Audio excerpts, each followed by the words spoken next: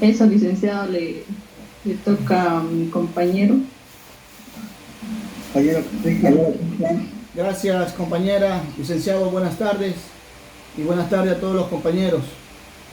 Yo voy a tocar un punto muy importante, licenciado, como es el punto del vacío legal de la ley 521, licenciado. Poniendo en ejemplo una acción que el Estado tomará con el derribo de un avión que transporta 205 personas, en la cual va a ser eminente el estrello ante 2000 personas. Entonces aquí viene una pregunta muy importante que se debe tomar en cuenta y hacerse esto, ¿no? Porque en realidad es un poco contradictorio, si se lo podría decir así, no analizándola desde un concepto profundo. Claro que si uno dice, bueno, es legal si el Estado tomará la decisión de derribar un avión que se va a estrellar sobre 2000 personas, viendo la desproporción de la magnitud que es eminente. Entonces, uno se hace la pregunta, ¿es permitido? ¿Es moral realmente? ¿Existe un vacío legal? ¿O qué es lo que pasa, ¿no? Y bueno, vamos a hacer un análisis de un punto de vista jurídico.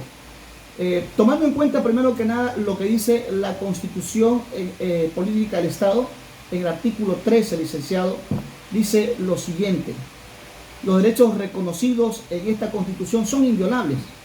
Entonces, tomando en cuenta desde ese concepto, ese principio, que los derechos son inviolables, entonces uno podría decir, bueno, aquí realmente existe un vacío legal. Pero si hacemos un análisis más profundo, porque efectivamente la Constitución Política del Estado en su artículo 13, numeral 1 dice eso, y en el artículo 15, en su numeral 1 también dice, toda persona tiene derecho a la vida, por lo tanto no existe la pena de muerte. Entonces uno se pone a hacer un análisis y dice, ¿qué es lo que está pasando? La ley 521 dice una cosa y la Constitución dice otra cosa. Entonces hacemos un análisis de las tres leyes, que es la Constitución Política del Estado, la ley 521 y el Código Penal. Y es donde ahí uno empieza a hacer el análisis y dice lo siguiente, que se debe tomar en cuenta ciertos procedimientos basados en lo que dice en la ley 521 en el artículo 4, numeral 2. Se aplicarán todo tipo de medidas de seguridad y procedimientos a la intracción de aeronaves civiles, sobre todo para prever algún acto terrorista. Entonces ese es el primer punto que está tomando en cuenta la ley 521, licenciado, ¿no? También en la misma ley 521, en el artículo 6, dice lo siguiente: todas las aeronaves ilícitas son aquellas aeronaves que en tierra o en vuelo realizan actos delincuenciales y podrán ser obligadas o interceptadas con procesos correspondientes judiciales, ¿no? Como lo amerita la ley. Ese es uno de los pasos que se debe tomar en cuenta siempre para poder hacer un análisis, qué es lo que realmente procede, qué es lo que realmente está sucediendo, porque uno analiza y dice, ¿realmente existirá un vacío legal? ¿Realmente estará permitido o qué es lo que está pasando en la parte moral, ¿no? Entonces ya viene uno, hace el análisis. Y en el artículo de la misma ley 521, en el artículo 7, dice que existe una persona encargada, que es como el Comando de Seguridad y Defensa del Espacio Aéreo. Entonces ya nos estamos profundizando un poquito más y nos vamos dando cuenta que en realidad la ley en sí no tiene un vacío, porque todo está elaborado a ciertas proporciones dependiendo la situación de los casos que se van a dar, como en este, por ejemplo, que si el Estado tiene el derecho de derribar un avión que transporta 205 personas, que se va a estrellar junto a 2000 personas. Entonces ahí aplica el código, antes de aplicar el Código Penal, está también tomando en cuenta los procesos que se debe realizar, como dice en el artículo 10 también, ¿no? Porque es legítima defensa. Dice que el Estado plurinacional reconoce la legítima defensa ¿Qué quiere decir? Que esta ley permite tomar acción para que una persona encargada pueda tomar la facultad de hacer el derribo, pero protegiendo la parte jurídica de la persona, porque de lo contrario entraríamos en una contradicción.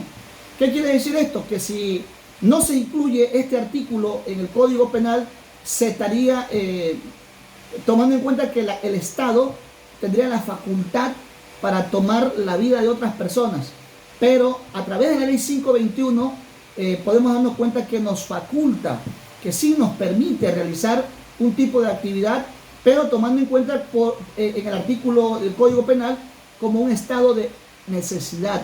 Y en el artículo 12 dice, está exento de responsabilidad de que para evitar una lesión o un bien jurídico propio o ajeno, no superable a una manera, incurre en un tipo penal. O sea que no deja de ser un acto penal hacer el derribo de un avión. Sí, se está cometiendo un acto, pero se aplica la ley como una especie de protección ante la persona que aplica el estado de necesidad para evitar una desproporción, como en este caso las personas que van a morir, ¿no? Que son 205 personas en frente de 2.000 personas. Entonces, podríamos concluir, licenciado, que muy en el fondo, yo lo analizo desde mi punto de vista, no existe ningún tipo de vacío legal. Sí se puede accionar porque los mecanismos lo permite, lo faculta a través de las leyes como están en el Código Penal, en la ley 521 y también la misma ley, la Constitución también lo especifica todo claramente, licenciado. Entonces, ese es mi argumento de acuerdo a lo que dice vacío legal sobre la ley 521, que en realidad para mí, desde mi punto de vista, no existe, porque hay procedimientos en la parte jurídica que sí permite, sí faculta a las personas, si no se haya tomado en cuenta estas facultades que lo dice la ley 521, tal vez entraría en un acto de contradicción, como que si el Estado estuviera permitido tomar la vida de otras personas, porque estaría permitiéndosele darle la potestad, y la ley no dice eso, no, la ley dice lo contrario. La ley, miren, en el artículo dice toda persona, en el artículo 15 dice toda persona tiene el derecho a la vida, no existe la pena de muerte. Entonces, tomando en cuenta estas cositas, es que hago esta conclusión, licenciado. Eso sería mi parte. Compañero Roberto Paco.